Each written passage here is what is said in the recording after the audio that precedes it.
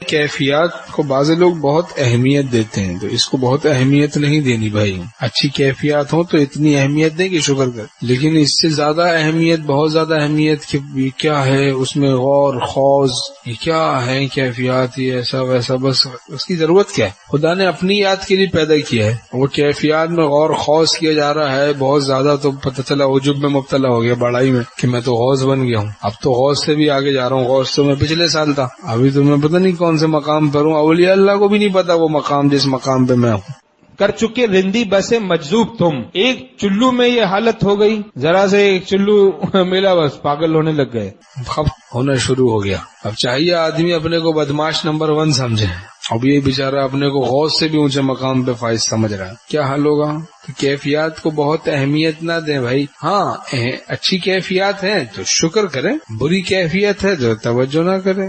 گناہ اس کا سبب ہے تو گناہ سے بچیں، بری کیفیت کا سبب گناہ ہے تو گناہ سے بچیں. تو کیفیات محمود ہیں، مقصود نہیں. اچھی ہیں، نعمت ہے، شکر کریں، مقصود نہیں. اصل عمل ہے تقویٰ، تقویٰ ہے تو سب کچھ ہے. تو بہرحال غیر اختیاری چیزوں کو علامت کمال نہیں سمجھنا ہے. کوئی اچھا خواب دیکھ لیا، بہت بڑا کمال سمجھ کے غافل ہو گئے خدا سے، عجب اور بڑائی میں مبتلا ہو گئے. تو اس کو اچھے خواب نے تو غفلت میں، گناہ میں مبتلا کر دیا اپنی غفلت کی وجہ سے. تو شکر کرنا ہے، شکر.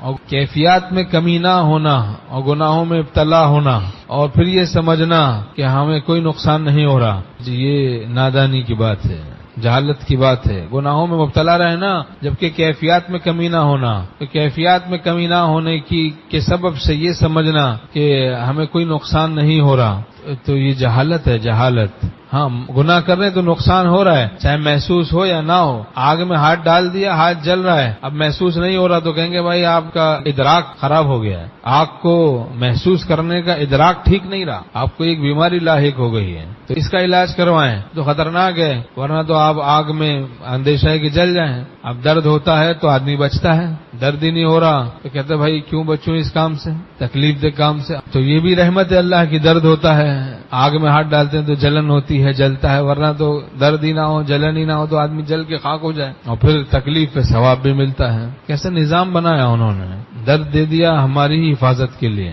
جہاں سے گناہوں سے بچنا ملے، ایک بھی کیفیت نہ ملے، سمجھ لیں خالص دین مل رہا ہے. اور کیفیات بھی مل جائیں تو کوئی بات نہیں بھائی، نور علی نور. اور لاکھ کیفیات ملے ہیں لیکن گناہوں سے نہ بچنا سکھایا جائے تو یہ محض کیفیات تو دین نہیں. وہ تو سانپ پر بھی طاری ہوتی ہے، حال طاری ہو گیا، کیا ولی اللہ صاحب نسبت ہو گیا سانپ.